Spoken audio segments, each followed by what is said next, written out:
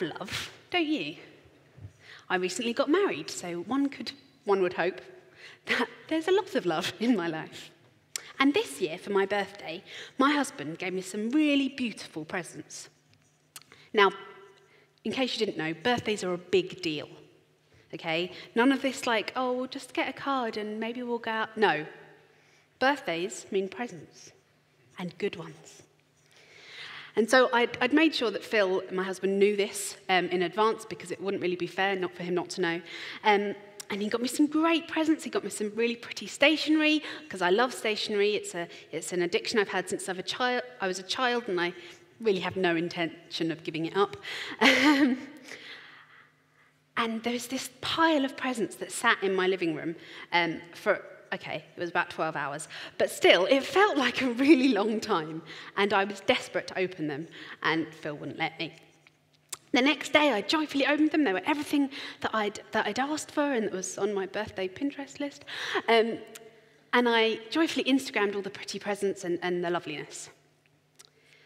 He also gave me a present, though, which couldn't be Instagrammed. And it was the best thing ever. Do you know what he got me?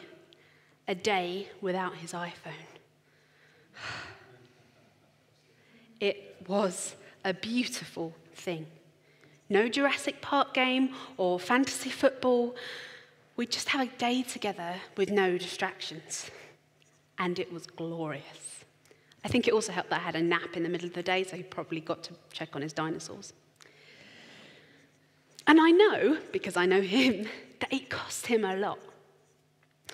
Because whilst I don't say things like, I must boost my dinosaurs before dinner, I too find my phone in my hand more often than not. Instagram, Pinterest. I now have the kind of really vague excuse that I'm a bridesmaid, so technically the wedding Pinterest thing can still carry on. And I often also use the excuse that I run a charity, and so social media is a massive part of my work. Kind of falls down when we realise that Think Twice neither has an Instagram nor a Pinterest.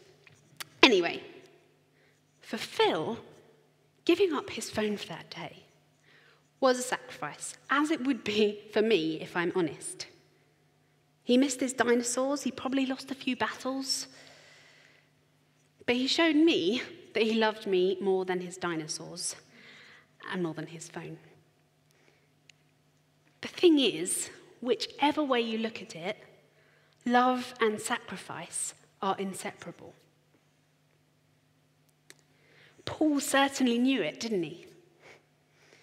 His love for the churches he pastored sent him to prison. They shipwrecked him. He was exiled from a community that had once loved him. And I think that in order to understand the prayers of Paul, we have to understand that the love of Christ that Paul was writing out of was one that was born of sacrifice. It was a love which laid itself bare, broken and bruised, for our sakes. Andrew Root, one of the writers I've been reading this week, said, "We are given the gift of Jesus' life as Jesus takes our own, sharing in the brokenness so that we might become the express way to share in his presence as we share in the brokenness of our neighbour." That's a lot of brokenness. But there's something really profound, isn't there, about sharing love in the middle of broken parts.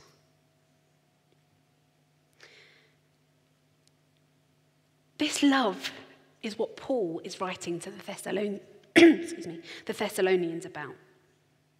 They were a group of Gentile Christians, so they were converts, they weren't Jewish. They were in a land that had been under Roman rule, so they were kind of sort of weird. They were at home, but it wasn't their home because it was ruled by enemies. And the people that Paul was writing for were people he loved. They knew the pressures of living out faith in Jerusalem in that time. And they knew what it was like to have to fight for that faith.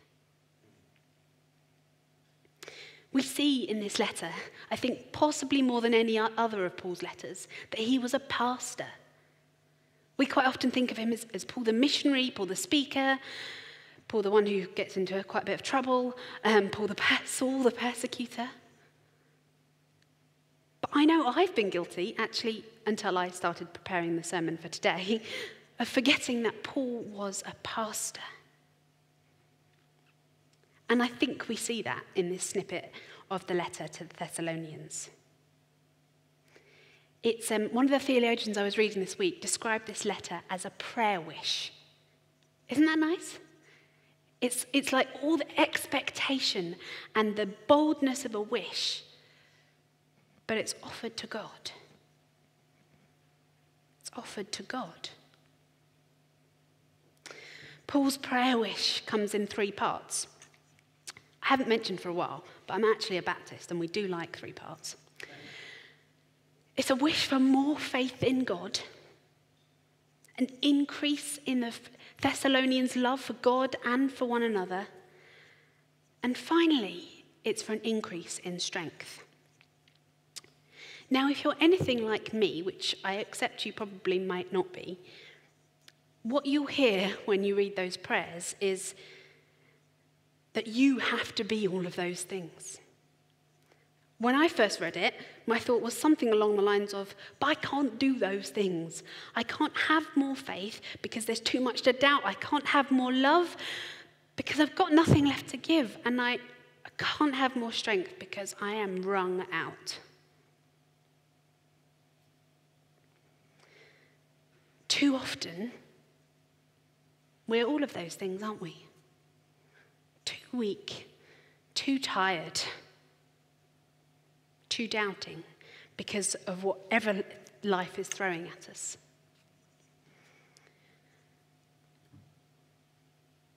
Yesterday, I was meant to be at a wedding of 2 people who love each other really dearly. And today, I was with my grandparents who have been married for, well, actually, they can't actually remember how long they've been married. And we were packing up the house that they've shared together for 30, 40 years. And there's something really profound in the love that was brand new and fresh at a wedding, full of hope and excitement, and a love that's endured through 2 children and all of the things that life throws at you. The thing about God's love, though, is it somehow combines the freshness and the hope and the joy of newlyweds and the steadfastness and the grit and the fun and the love of a couple who've been married for however many years my grandparents have been married.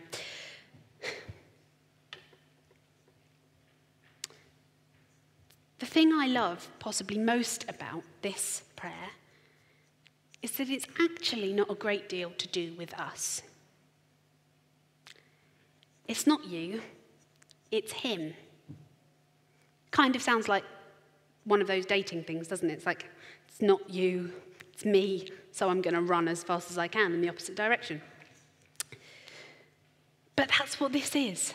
This letter, above all, is about the love God has for his people and the love Paul has for the Thessalonians.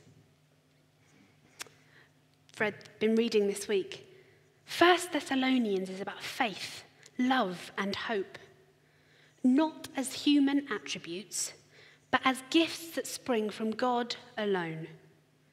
It is God who calls into faith, God who enables human love, and God toward whom all hope is directed. Faith, hope, and love are not unreachable goals like the touched-up images in magazines. They are the beautiful canvas of a creator God.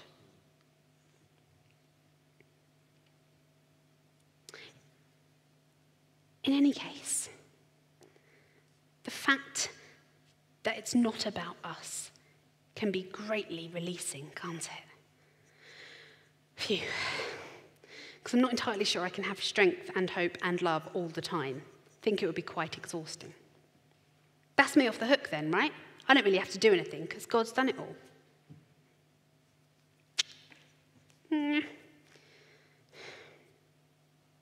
It's not you, it's him.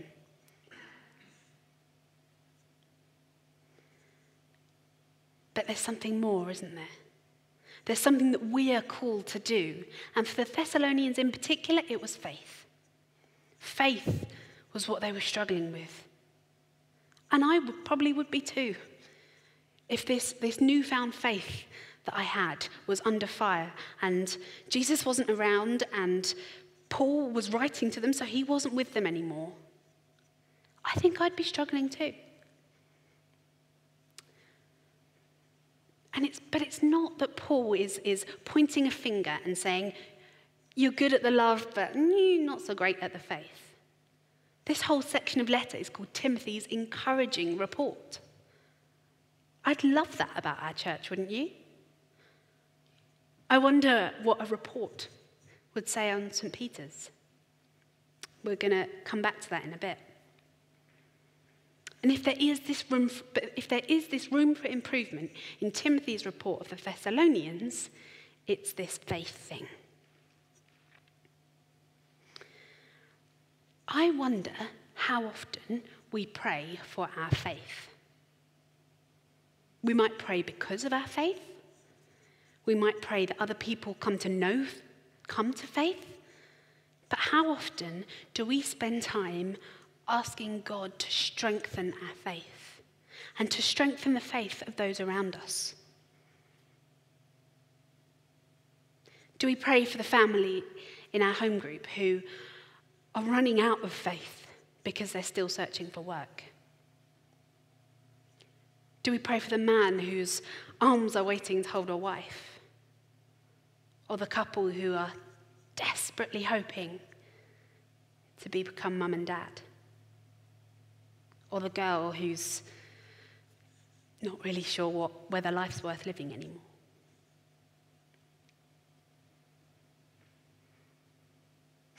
What do we do when everyone around us seems to be having their faith fired by disappointment and shame? When I was about 15, I was quite unwell with depression, as many of you know, and I kind of got to the point that I was done. I was done with being broken and not being able to be any use to God because, of course, you can't be a good witness if you're crying all the time. That was a joke, just so that you know, that's not what I think. I couldn't see how God could turn it around. And then my pastor pointed out that pretty much all of our heroes of the faith messed up pretty badly. Affairs, murder, and that's just David. God doesn't call us to be perfect, but he calls us to draw ourselves to him. What does our faith look like under fire? Is it forged in the flames and emerging something beautiful? Or are we just left with ashes in our mouths? If we are going to pray like Paul, we need to pray in faith for faith. And our prayers, our love, need to go upwards and outwards.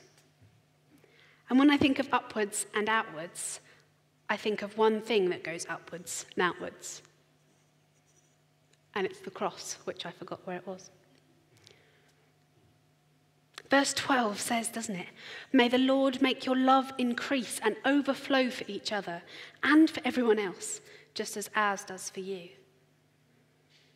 It's a prayer which reaches upwards to the heavens and outwards to the least and the last and the lost.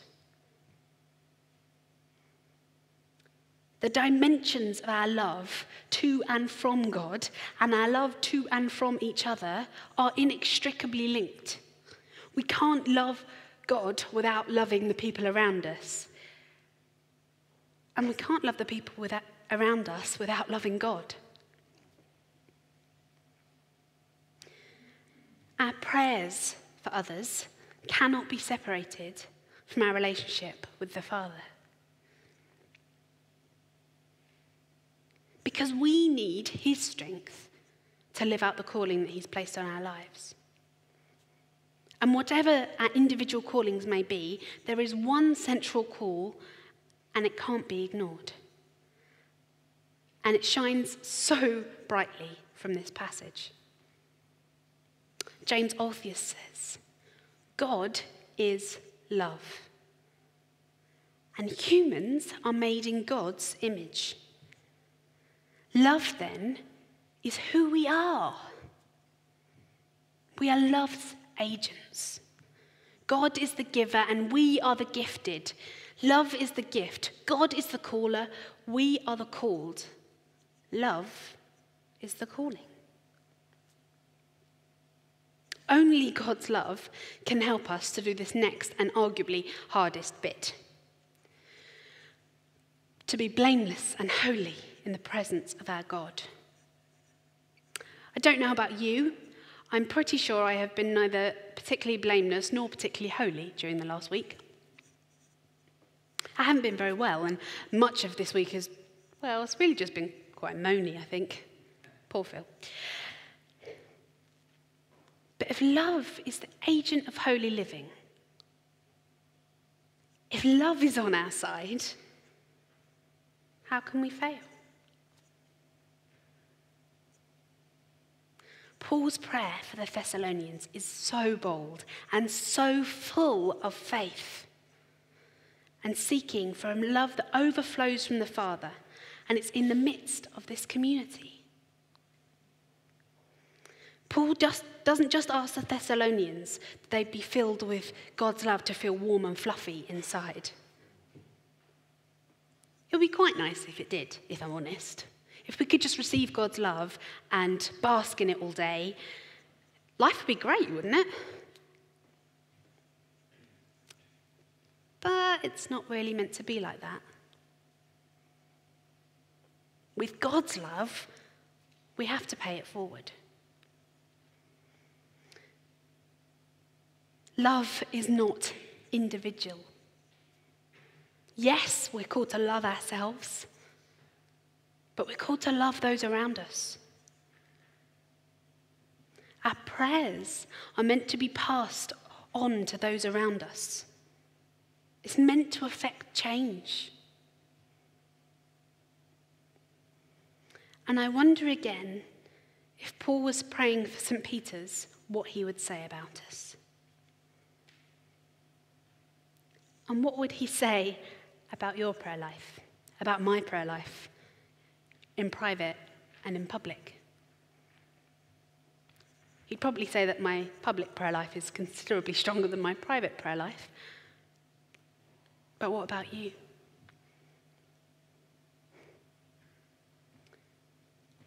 What's our prayer wish for St. Peter's? Whether you have been coming for years or whether this is your first time, what's your prayer wish for the Church of Jesus Christ? What's your prayer wish for the lives you're living? Are we a church that's known for God's love? A church that prays upwardly and outwardly? A church that looks for an example in him? I want to be. I want to be a people which pays the glorious love that we've received forward. And what of our prayers? If our prayers come out of that love, then surely they should be the war cry of a victorious people. Sometimes they're the whimper of one last hope, aren't they? But whatever the lyrics of our prayers may be, whatever they sound like, whether they are the shouts of jubilation and praise and joy, or whether they are the last hope, our response, whatever the lyrics of our prayers, the melody has got to sound like love. Our response to this is going to be different, isn't it? For some of us, it might be having an iPhone-free day.